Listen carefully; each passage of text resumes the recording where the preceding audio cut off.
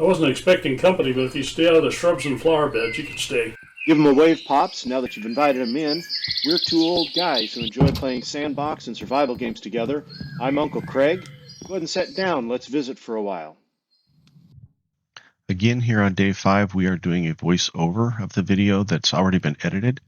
First thing we're going to make is the bucket there. It's the most important thing to start with, in my opinion, whenever I can at least. So we're going to go get some water. It's under ice, so we need to break this ice at the top to expose the source block. Grab the source block with the bucket, and now it's gone. But if we make 2 of these blocks that it is touching into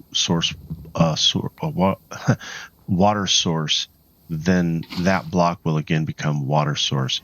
Take the water and dump it in this center block. We're going to put our post and torch back in to light the inside of this area. And now we're ready to make our field. If any block of fertile grass, hoed dirt, I should say, is within 4 blocks of water, it will stay fertile. So we're actually, by using this design, able to get 80 blocks of fertile soil for 1 block of water. So it's a very small footprint, and you get a maximum amount of productivity out of it, 80 blocks worth out of 1 block of water. You need gates here. If mobs get in here, especially creepers, they can really mess things up. So we're going to put a couple of gates here. One we're going to put on this side after we get our crafting table. And then the other one we're going to put on the opposite side here so that we have access to our field from both inside and outside of our little area here. Now we need seeds. So I'm going to go try to find seeds, and you will notice that I'm not finding any. There are some games where you'll find plenty of seed, wheat seed. It's just very easy to find it. This time it was very difficult. I got 1, and we'll kind of look around here some more, see if we can find some.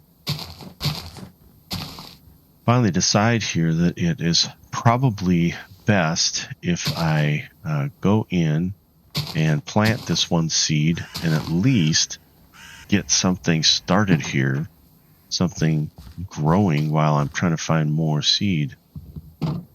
I know I have a section over here I'm going to have to clear out eventually, so might as well start with the grass.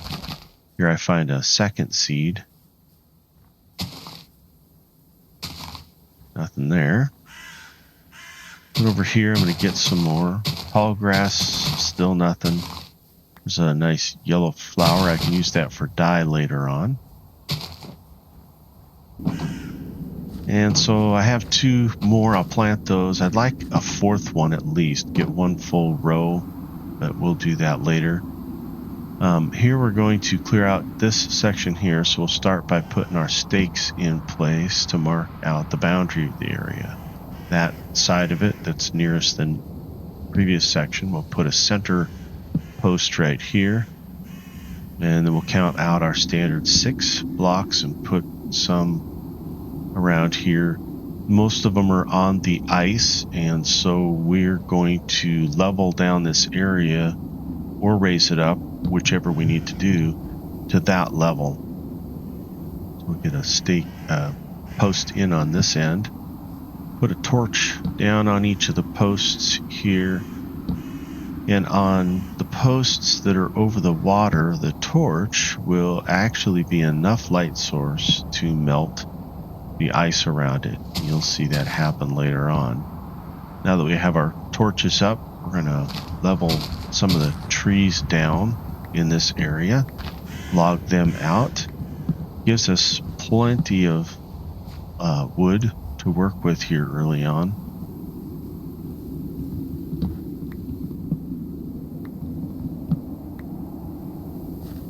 This one here, and I think we take out at least 1 more after this.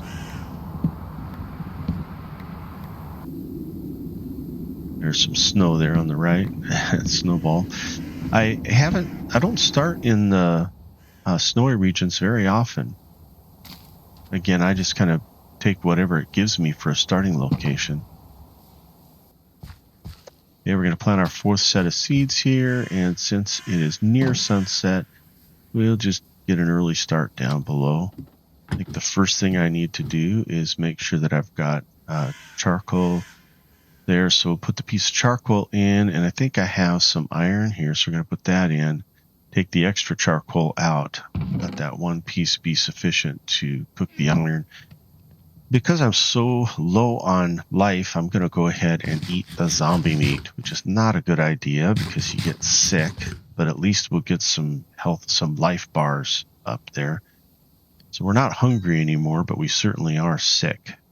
Get the iron out, and the next thing that I make out of iron is an iron pickaxe. So now if we, in our mining, if we come across redstone or diamonds or gold, we'll be able to mine it out with the iron pickaxe. Here I put down some blocks to mark out where the next area will be. The first 2 I put in are going to be that next level, and the one below that is for the floor. So now we know where that goes, and we'll build that out here. Make sure we get it out the right amount. And I think I actually put down an extra block by mistake. I don't know how that happened, by the way. In the game, they must have made a change at some point where if you put your cursor just past the edge of a block, it will attach it on the end there, even though you can't see the end. And that's been throwing me a little bit sometimes. I'm not used to that new behavior. Here we want to see if we got down the 4 blocks, and we didn't. So we're going to come down here now, put the ladder, and have to mine out this row that we put in before. And we'll replace it 1 block lower. There we go. Get this in place, put the torch on it. Oh, we're going to put the ceiling in first, I guess. And maybe the walls too. Now the walls we're going to put on the lower block. No, we put it on the upper block. Probably would have been better to put it on the lower block so that we could see throughout the cave. Here we're going to mine down our 4 blocks now because we ran out of stone. So this will give us some stone to finish off that wall there. Get that in place. And put this in. And we're good. Put the torch in. Let's go down. Now we actually get a little reprieve. We get a couple of levels here, which on this particular seed, on this build, has been unusual for this to happen, but we're just going to have some nice, easy hallways here for a bit. Get these constructed in. Again, for each, you'll see me go down 4 blocks and then mine out 2 blocks high for a distance of 4 blocks. Put the torch in, and usually it gets kind of a nice, easy rhythm. I kind of like those times because I can kind of do it without thinking too much, just kind of relax and, follow the bouncing ball, if you will. We're eventually going to take the next step, which is mining out all 4 hallways. You've seen me do it before. We're going to mine out 4 directions from that center.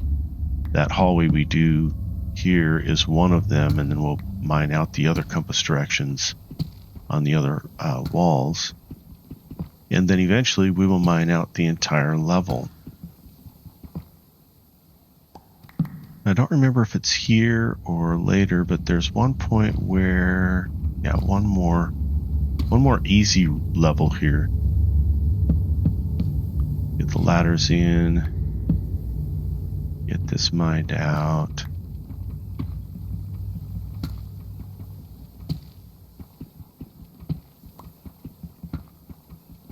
And we're down to minus 19 at this point. Put a torch up, mine this out, and I hit another cavern. Pretty deep.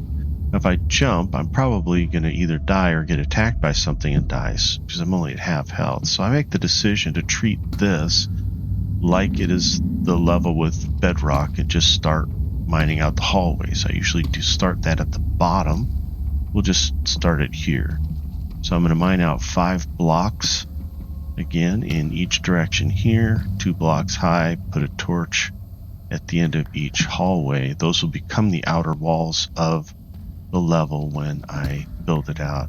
Take a block out from that side just so I can see where I'm going to build that, mine out that tunnel or that hallway. I'm mining this one and realize I'm out over that cavern. So I'm going to hold the shift key now, crouch the whole time I'm doing this area because I don't want to fall off the end. And then put a torch up. I don't know if you can tell, but I kind of glance around once in a while too, just to make sure nothing's coming after me while I'm out there.